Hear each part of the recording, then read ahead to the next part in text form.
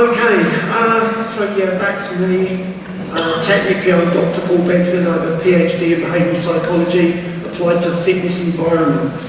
I started in the fitness industry having spent 12 years as a plumber.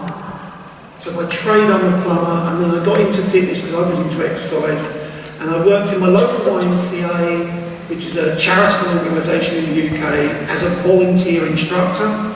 They then gave me a job. I moved up through that organisation, so I was running their facilities, and then I moved on to work in both public and private sector. But there's always been a drive for me to understand why people start but don't keep going with exercise. So after a number of years, I did a master's degree at City University in London, looking at exercise and health behaviour, and every module I had a chance to do, elective modules, I chose psychology modules. So I sat with the counselling psychologists and well, there's another title for psychologists, but I just sat in all these psychology things and lapped up as much as I could. And then I sort of stepped away for a while, went back into education, ended up being invited to do a PhD at the London School of Hygiene and Tropical Medicine, which is the School for Public Health in the UK. It's the place where Jerry Morris, who's been mentioned already twice today, actually used to work. And even when he was retired, he was still there, walking the halls. And I did my PhD, I did a master's at the same time as doing my PhD because I'm stupid. And I did my master's on social science research, and my PhD, as I said, was looking at behavioural change interventions, particularly in the joining phase for physical activity and exercise. And in order to fund that, because I wasn't supported to do that, I took on work within the university that was called intervention mapping. I would look at other people's studies and check that the interventions that they designed included all the components that intervention was supposed to have. So it gave me a real insight into how studies are designed, how you include certain elements, when you put them in, and the effect they have. And my own PhD was a 17-month randomised controlled trial. So we used pretty, decent statistical methods. After I'd finished my PhD, I thought I was going to become an academic. I wanted to work in a university. The only problem was I couldn't find a university that wanted to study what happened in fitness environments. It was either physical activity, medical correction, or sport. And when I said I want to study what happens in gyms and health clubs, it's like, we don't do that. Our track here is this, or our track here is that, and that's fine. So I started a small consultancy business. That business has grown over the years, and now I work with some of the largest health club operators in the world. And we use academic method to analyse their data and then develop interventions in their business to keep their customers for longer. Now, I had a misunderstanding of how long I thought I had today. And so I had 100 and something slides ready to go. This is the first one. I have 3 more after this, or 2 more after this one. So now as a business, we call our business Retention Guru because we're interested in how you keep people exercising. And the only reason we use the term guru was a guru is just someone who's further along the path than the students who are following. And we spend every day, all day, looking at anything we can that we think is going to affect people's behaviour.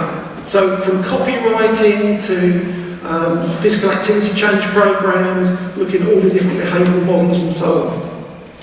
But each day we share some of our research under what we call lunchtime lessons. And in the UK it comes out 1:05 because that's just about the time people have lunch, and they look at their phones, so we know it's going to be top of the list in LinkedIn. And we do alright, we get about 11,000 views a day. So we're not Justin Bieber, I'm not the Kardashians, but we've got a fairly good reach. We've got a very interactive community that talk and discuss what we report. But what I want to talk about today are these 10 factors.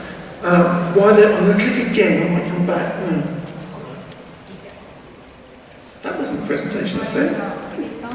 Okay, let me just stick on that one, because that was all I was going to do. These are generally the top 10 factors. I'll tell you what 9 is if we get there. If I'm going to focus on the first perhaps 3, if you want me to go through it in detail, you want to see it in detail, there's a 40-minute video where I describe each of these factors. That's not 40 minutes for each factor, it's 40 minutes overall. And it shows the type of research we do, and this is us using Stata to run survival analysis and looking between, this is a clusterized randomized trial, cluster randomized trial. Let's go back. But the number one thing for us in the health and fitness industry is visits. Because pretty much anything else, if they don't visit, it doesn't matter. It doesn't matter what your intervention is, it doesn't matter how good your facilities are, it doesn't matter how good your staff are, how well trained they are, it has no impact. So the number one thing we focus on is driving visits. Now in the fitness industry, and I mentioned this earlier on, the average visit frequency is just about 1 visit per week. Now, there's a large proportion of people who don't visit even that amount of time. I will take it on to that slide. If you look at the bottom two, 11% of members in a study we did in 1,000 didn't turn up once in 21 weeks. 31% used the club less than once per week.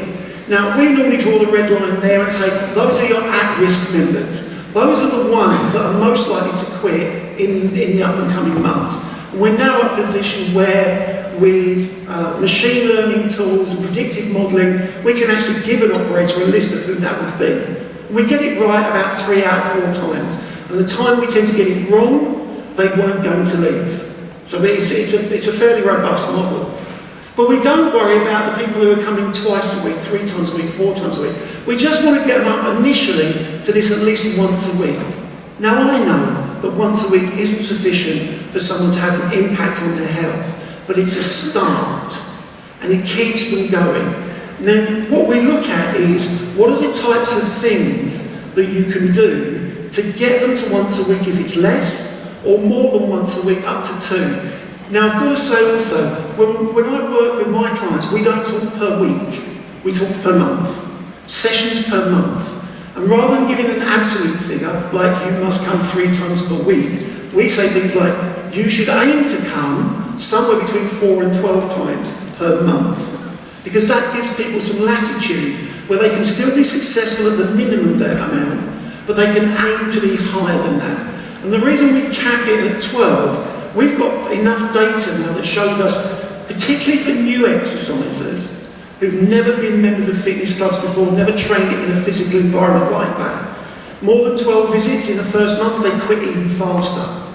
It's actually too much too soon. They generally haven't accommodated that behaviour change into the rest of their life. So they start off with full enthusiasm, and then they realise, actually, I'm spending less time with my kids, or it's affecting my work habits, or so we talk about building them up over time with visit frequency, rather than having an absolute. Then we say, if someone visits a facility, if you have staff, it's imperative that the staff talk to the customers. They've got to talk to them. They've got to acknowledge they attended, they've got to recognise what they did, and they've got to, what we call is give them a fond farewell. Now, you'll see if you watch the video, but we've been able to map that if I have 1 interaction with you this month, the chances of you turning up next month increase by 20%, so the probability changes by 20%. If I speak to you on 2 or 3 occasions, which requires 2 or 3 visits, the probability of you turning up next month goes up by 50%. If I speak to you on 4 or more occasions, which means you must visit 4 times, it's not 4 conversations in 1 visit, the likelihood of you turning up next month goes up by 80%. Now, that's useful for an operator because it means they keep their customers in their business. So they have a vested interest in actually helping their customers stick to exercise. Now, one of the simple ways we do that with operators, because they're within a facility, is as someone's leaving, rather than just saying goodbye, farewell, cheerio, we start with at least 2 questions. The first one is, how was your workout today? So that we get some instant feedback. If it's negative, we tend to get it as a conversation rather than a complaint. If it's positive, the person's talking positively about the experience they just had, which has an element associated with peak end theory, which we like talking about things with experience, and if we can do it at the end, it reminds us of that going forward. The second question we ask is, when are you in next? Because we're trying to prompt the next visit. And the presupposition in when are you in next is, I will see you again. So if you've just finished exercising, you're on your way out, how was your workout? If you haven't got time to talk with it, just let it go. But if you've got time, we say, how was your workout? Get some figure, when are you in next? And we take it as far as saying, what day are we today? Thursday. Are you in again before the weekend? At the weekend, we're able to say things like, are you in next, when are you in next week? If it's early in the week, Monday, Tuesday, when are you in before the weekend? So we're constantly prompting the next visit. And that's what we've got to talk about as our currency. We want people visiting. Then we have to look at the programming. We have to look at programming that's appropriate for the level of skill and the intensity, and they're separate things, of that potential customer or that customer. Because you can make an exercise program very low intensity but very complex, or very high intensity and very simple, or you can do both. You can make it low intensity and simple, or high intensity and complex. And unfortunately, there are trends within the fitness industry that fully promote high intensity interval training for everybody. And their argument for it is, people are time precious, so we might as well train them really hard while they're here. The problem with that is, for the new exerciser, it's so high intensity, they can't walk for 5 days afterwards because of delayed onset muscle soreness. So their experience that Kate was talking about, in terms of I had a negative experience when I tried it, is just perpetuated. So we keep programming to a simple thing. Make sure the customer understands the relationship between the exercises they're being asked to do and their end goal.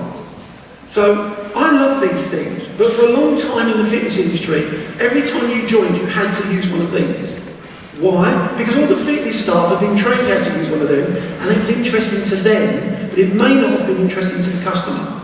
So it's about getting the right activity to the right customer.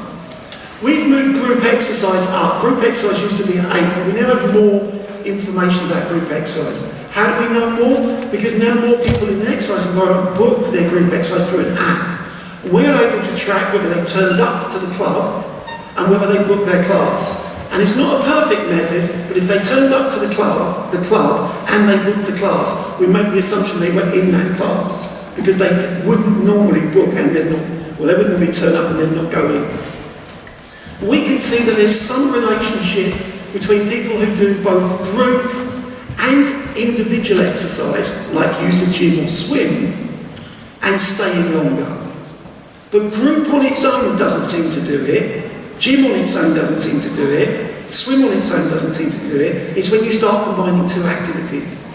That tends to happen the longer someone's within a membership.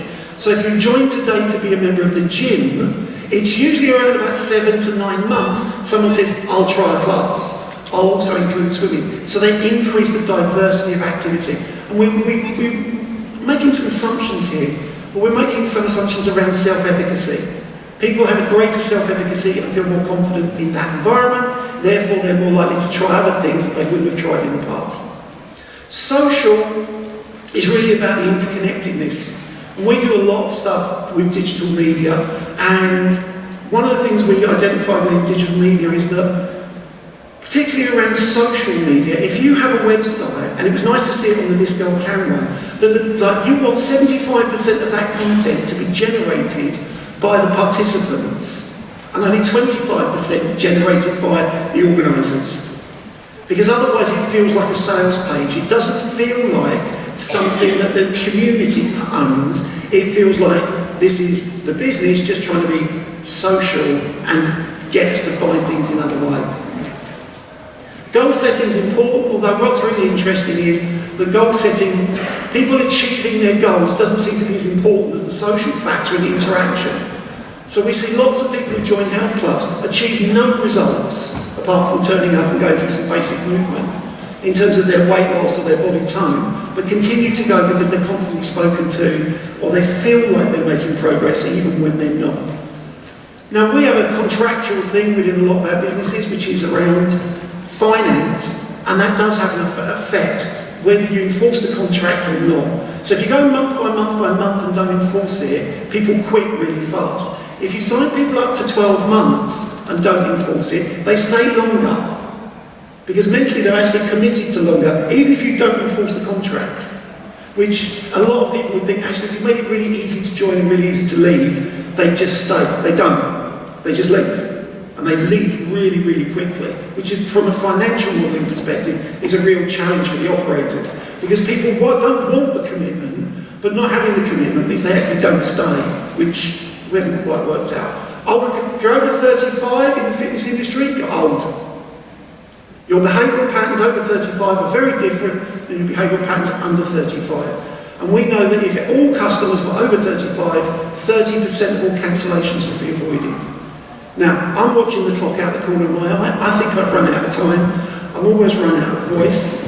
I thank you for giving me the opportunity to talk about the sector that I work in, which is very, very different from the sector you work in. Thank you very much.